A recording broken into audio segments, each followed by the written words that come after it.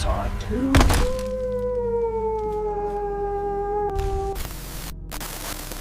Six.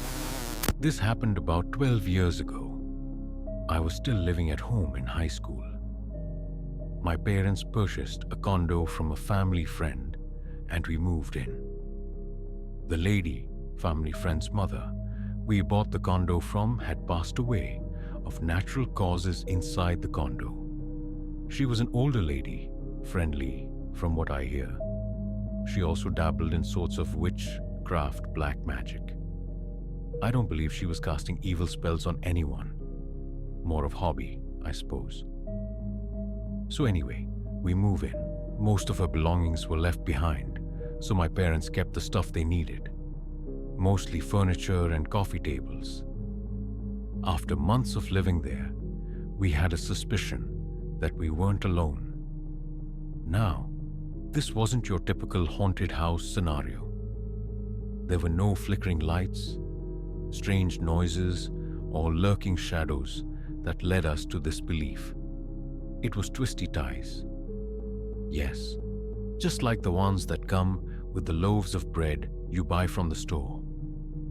Every now and then, we would find these strange twisty ties around the house. These random-ass twisty ties would seemingly appear out of thin air, almost strategically placed so they would be noticed. Like, I'd be hanging out on the couch, watching TV, go to the kitchen to fetch a tasty beverage, and come back to find a stray twisty tie just chilling on the coffee table. We'd find them wrapped around cords, on countertops, in desk drawers, even one time wrapped around my toothbrush. Each one unique in the shape, color, and placement. It certainly wasn't a shit-your-pants moment, but over time, living there, you'd start to look for it and anticipate it. There were 3 of us that lived there, and of course, we all blamed each other, and of course, none of us ever fessed up to it. Over the years, however, there were enough isolated instances each one of us had encountered to deny it. It was kind of fun, actually. We named her the Twisty Tie Lady, and I started to collect them in my nightstand drawer just for funsies. I always wondered, why twisty ties? I tried extensive research on the web about twisty ties, and if they had any significance in witchcraft, and found nothing. A few years later, after moving out, I had learned that when the lady was alive, it became a little inside joke between her and daughter, the family friend, to save all her twisty ties for further use. I guess that was her way of reaching out in the afterlife. Sadly, the condo complex had been wiped out from a flood. But to this day, every time I see a twisty tie, I smile. The forest around Black Hollow was known for one thing: its silence. No birds, no wind through the leaves, no animals moving through the brush. Just quiet, endless, heavy quiet. So when 4 college friends, Ryan, Chloe, Mason, and Ava, decided to camp there, the locals warned them not to. They laughed it off, thinking it was just small town superstition. The first day was perfect.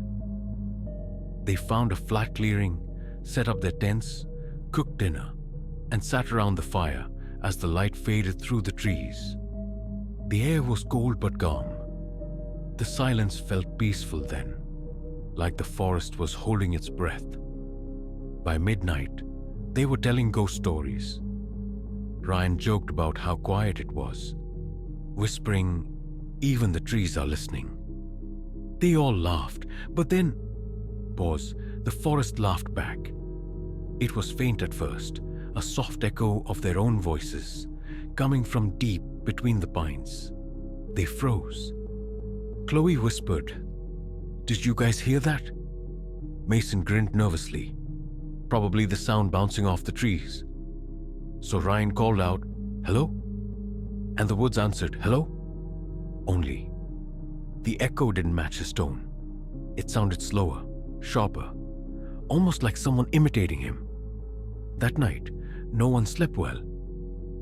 Every time the wind shifted, they swore they heard whispers, not words, just the sound of their voices somewhere out there. By morning, Ava was gone. Her sleeping bag lay open, her flashlight still warm, her boots missing. There were no footprints, just pine needles scattered and undisturbed. They searched for hours, calling her name again and again. And every time, the forest whispered it back. Ava, Ava. But from a different place each time. When dusk came, they built the fire higher. No one spoke. Chloe cried quietly, staring into the flames. Then, out of the dark, came Ava's voice. Soft, gentle. Guys? Ryan stood. Ava, where are you? Her voice came again from the trees. Come here, I'm hurt. Mason grabbed a flashlight and took a step forward. Chloe screamed, no, that's not her. He stopped. The voice came again, closer now, but this time, it said something different. Something Ava would never say. It whispered, I can see you. The fire flickered. The air grew cold. Then the echo started repeating everything they said, word for word, in all four of their voices, overlapping, their laughter, their cries, even their whispers from earlier that night. Ryan shouted, stop it. But the forest only laughed again. It was no longer an echo. It was a chorus. Pause. By morning, only Chloe was found. She was discovered by a search team a mile from the campsite, barefoot, staring blankly at the trees. When they asked what happened, she kept whispering the same thing. They kept calling my name, but they weren't us. No one camps in Black Hollow anymore. Locals say the pines still hold the sound of those four voices, faintly repeating, fading in and out with the wind. Sometimes, hikers hear laughter or their own names being called, and when they turn toward the sound, it always stops.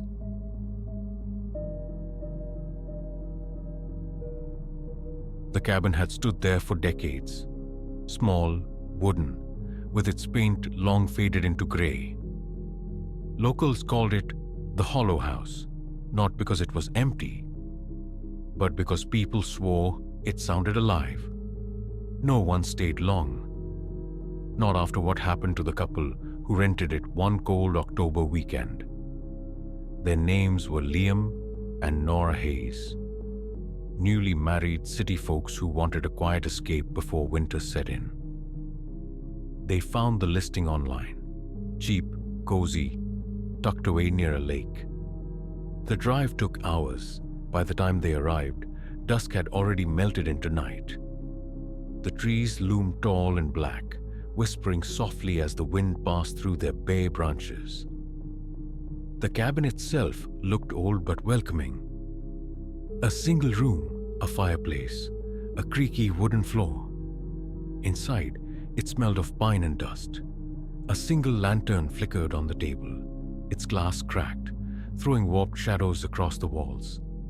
Nora smiled. It's perfect, she said.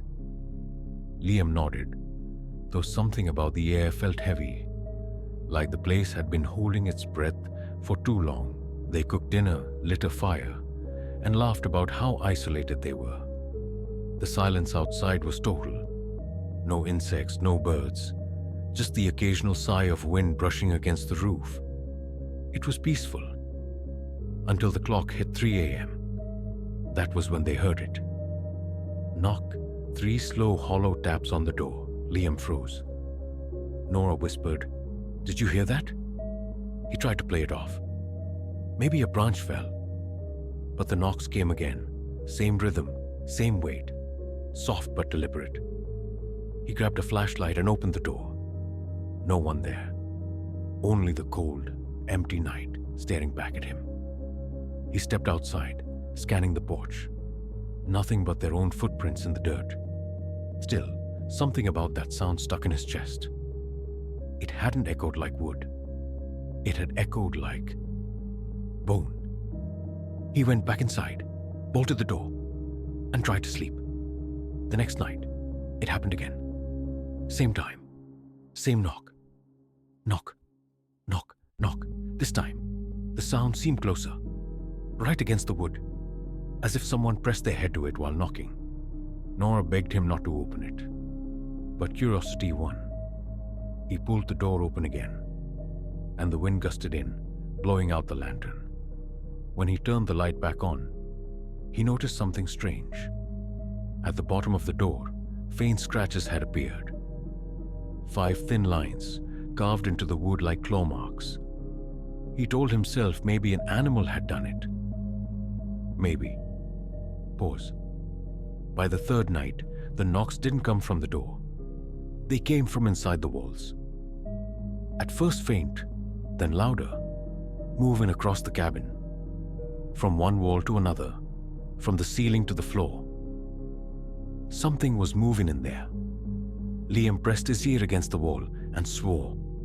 He heard breathing. When he looked over at Nora, her eyes were wide, her hands shaking. "Liam?" she whispered. "There's someone in here." They tore through the cabin, searching. No crawl space, no attic, no basement, just 4 walls and shadows. At 3:17 a.m., the knocking stopped. And then came a whisper, so faint they almost missed it. It said, "Let me in." Nora screamed. The fireplace burst with sparks, smoke billowing through the cabin. They stumbled outside, coughing and terrified. When Liam turned back toward the door, he saw it. A black handprint pressed against the window from inside. They drove off that night, speeding down the empty dirt road until the cabin was nothing but a dot of darkness behind them. But the story didn't end there. The next morning, Liam returned alone. He told Nora he just needed to grab their things, that he'd be quick. When he reached the cabin, everything was quiet. Too quiet. The door was still locked from the outside. But when he stepped in, all their belongings were already packed neatly by the table. And on top of them sat the lantern lit, even though no one had touched it in hours. He felt the air turn colder. The knocks began again. This time, from under the floorboards, he whispered, "What do you want?" The answer came in a voice that wasn't human. From the walls, the floor, the ceiling all at once. "Stay." The lantern shattered. The fire burst out. By the time rescuers arrived, the cabin was nothing but ash and splintered wood. They found Liam's truck still parked outside, keys in the ignition, engine running, but Liam was never found. Some nights, hikers still hear it near the ruins. That same hollow knocking echoing through the forest. Always 3 knocks, always at 3 a.m. And if you ever go near that place, you might hear it too, only this time. It might knock back.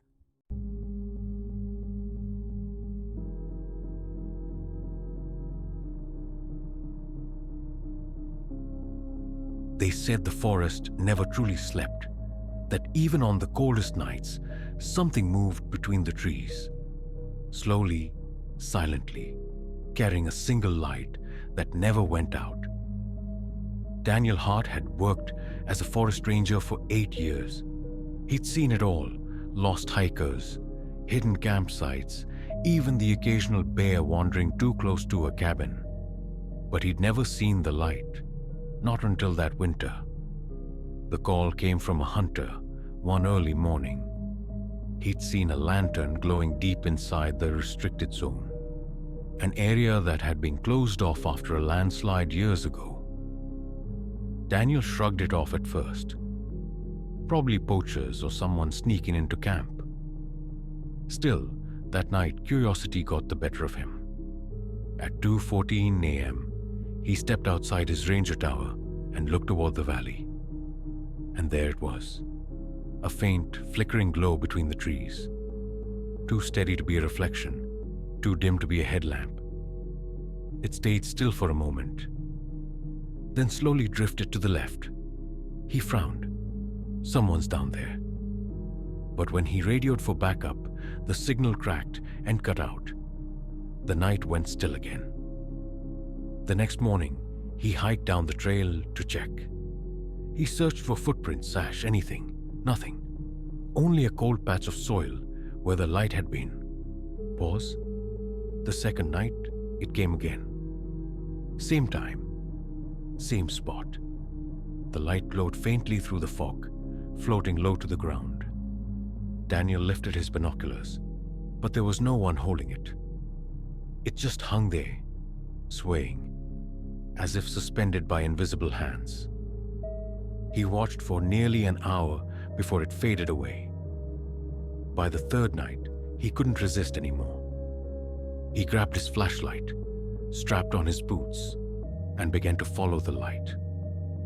The forest was dead quiet. His breath fogged in the cold air as he moved between the trees. The deeper he went, the stronger the smell of smoke became. Old burnt wood mixed with something metallic. The light flickered ahead, just beyond reach. Every time he got close, it drifted farther. Finally, he reached a small clearing and stopped. There, standing in the middle of the snow, was an old lantern. Its flame burned steady, bright orange against the darkness. Beneath it lay a wooden cross half buried in frost. The name carved into it read, Eleanor Hart. Daniel's heart froze. His sister's name. She had died 10 years ago in a fire not far from here. A cabin that had burned to the ground before help arrived. He'd never known what caused it. He'd never even found her body. Trembling, he knelt down. Eleanor? He whispered. The lantern flickered. Then the air shifted. The forest grew colder. And from behind him, a voice said softly, Danny? He turned. There she was. Pale, barefoot. Her clothes burned and torn, but her face was the same. He stumbled backward, breath shaking. Eleanor, is that you? She smiled faintly. I waited for you. The lantern light dimmed, then flared again, burning, brighter than before. Daniel shielded his eyes, and when he looked back, she was gone. Only the lantern remained, swinging slowly in the wind. He took it with him, not knowing why. Maybe it was guilt. Maybe it was love. He hung it inside the ranger station beside the window. Every night, it glowed, softly, calmly, as if she was still out there watching. But then, pause. The accidents began. Campers reported strange lights moving through the woods. A search team got lost in a fog that came out of nowhere. And one night, Daniel woke to the sound of someone knocking on the tower door. When he opened it, no one was there. Just footprints leading away, glowing faintly in the moonlight. He followed them. They led him straight back to the clearing. The cross was gone. The soil was disturbed. And where the lantern had once stood, there was now only a deep hole. Something moved in it, something pale, reaching upward. Daniel stepped back, horrified, as a voice whispered from below, "Don't leave me again." The next morning, the other rangers found his tower empty. The lantern still burned by the window, untouched. His radio sat beside it, still recording. The last thing it captured was Daniel's voice, trembling. "She's not gone. She never left the woods." Now, when the fog rolls in around 2 a.m., hikers say they can see a faint orange light drifting through the trees. And if you listen closely, you can hear a woman's voice whispering a name. Not Eleanor's. It's yours.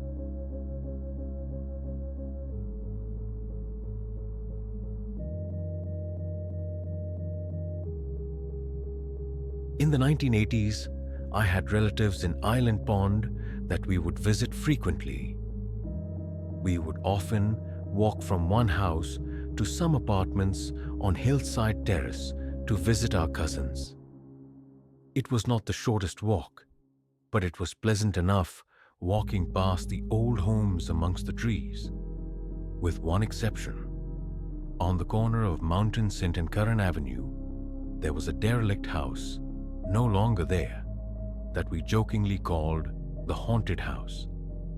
It was an old home with a decent-sized porch, overgrown front lawn, and was boarded up. One of the large boards covering a window to the right of the front door had two knotholes that looked just like eye holes.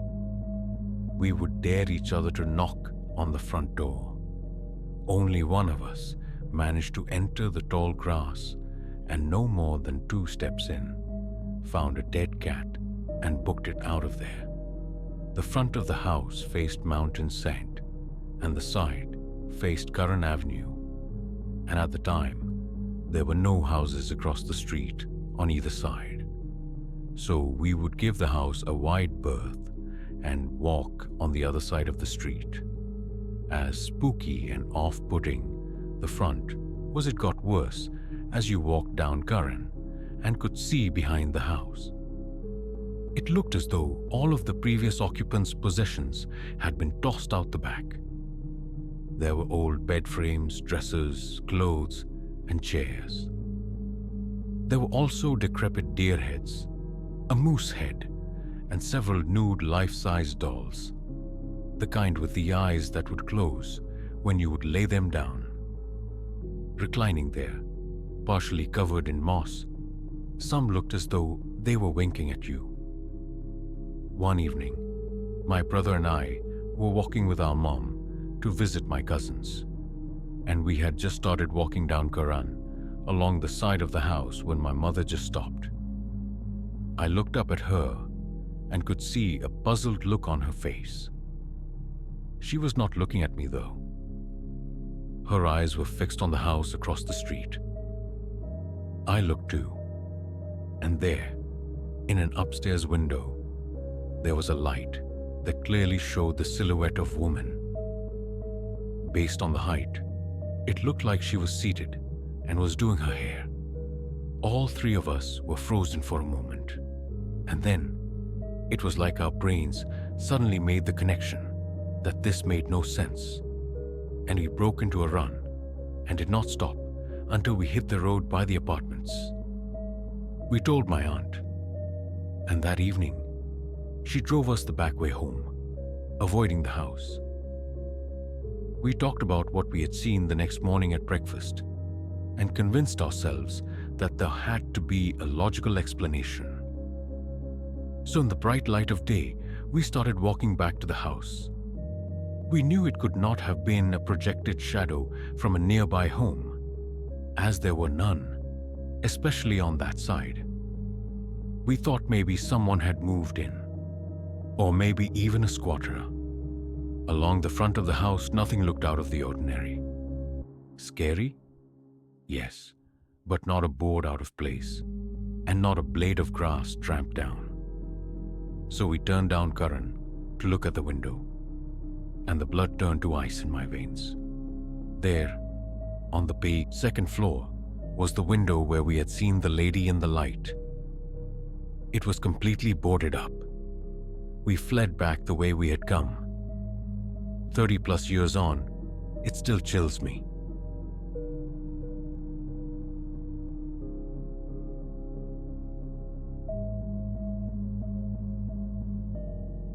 My neighbors sighed and thought that one of their more delinquent kids played a joke as my sledding tube on the railing was popped.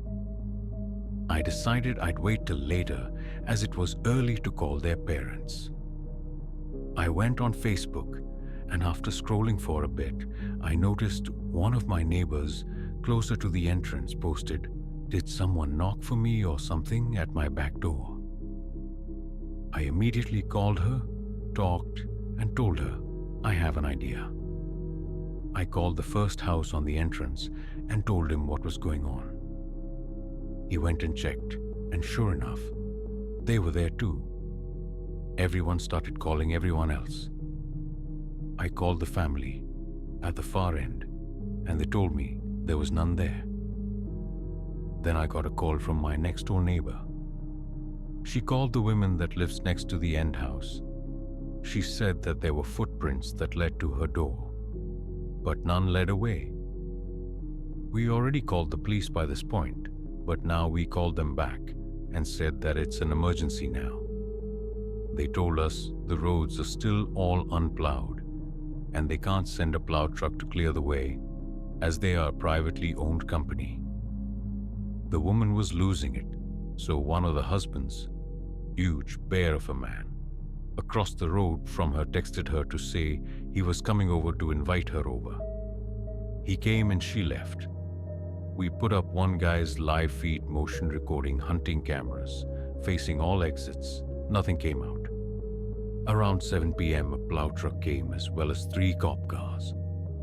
The couple she was staying with and her went to her house and stood in the doorway as the police searched. They found nothing. She begged them to keep looking, so they did. 2 of the cops went into the basement again. This time only one came up. He took her to the side room and we could hear hysterical crying. By now, we are all out there. Me and a few of the other guys started towards the door when several police confronted us. They told us they found someone hiding under a cover opening in the stairwell that she didn't even know existed. A few minutes later, a scruffy man screaming and kicking came out in cuffs and was led away. In his little camp out, they found blankets she just cleaned and put away. In the room next to hers, she stayed in other people's houses for a long time before going back. Even then, she wouldn't stay alone. She sold the house the next summer. He turned out to be a thrill-seeking junkie who was on probation for assault against a family member.